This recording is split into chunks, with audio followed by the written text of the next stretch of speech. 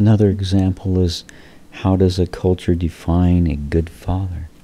Every culture has a different definition of what a good father, and even subcultures within a country have different definitions of this.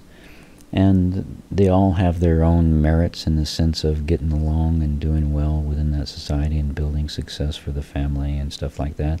But these are all 3D concepts, and once again working out into the concepts instead of from the foundation of existence. So good fathers is another good example. In Korea, I'll use Korea because we lived there for 6 years and studied their culture and worked in there for all those years. And in Korea, the good father at that time was a father that went out and interacted after work. So they'd get off work, then they would go out with their buddies and basically drink and party all night until 2 o'clock and come home, crash, sleep, and then get up in the morning early, 6 o'clock, and then start the day over again and do that basically every day. So they get very little sleep and with a lot of interaction and a lot of alcohol flows.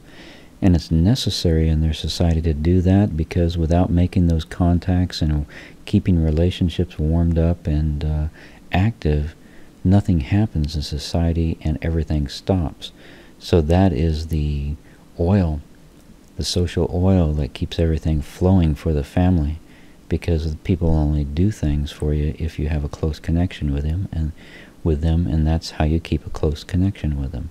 If they don't do this, they're letting the entire family down, and they're losing all the connections, and they won't be able to get bank loans or anything else. Everything stops for the whole family, and this is accumulated too over generations, and so you're letting down your future generations of your family as well by not going out and doing this. So a good father basically is never home, but always out socializing, making contacts, so the family can survive in that society well and do well. Success, once again.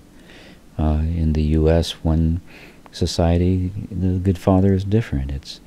They're supposed to be split up the time between work and home, and the good father spends quality time with the family and helps raise the kids. However, in Korea, it's not that way. The mother raises the children, and the society is a group-oriented culture, and the society and the group things the kids do that trains them to be successful in society, not the father staying home and spending quality time and things. So the society is operating in entirely different ways in order to succeed and to do well in that society.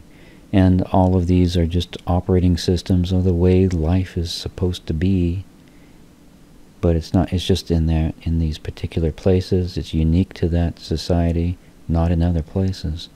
So the point of this is not like, oh, that's interesting or that's weird or something like that. It's just they're different, but the point is they're just all concepts.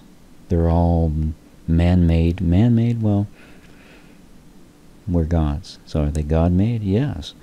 That's how can we have 3D, because we as gods made these 3D concepts and started making them our reality, and then they became our reality because we are gods. We have so much power that we created all these fake worlds to live in. So it's interesting in that way when you're looking from a spiritual perspective.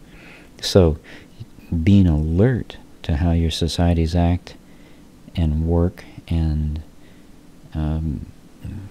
force people to interact in certain ways and demand it in order to be successful, and be alert to that, to wake up, because we are sleeping gods, and doing all of this 3D busyness is keeping us sound asleep.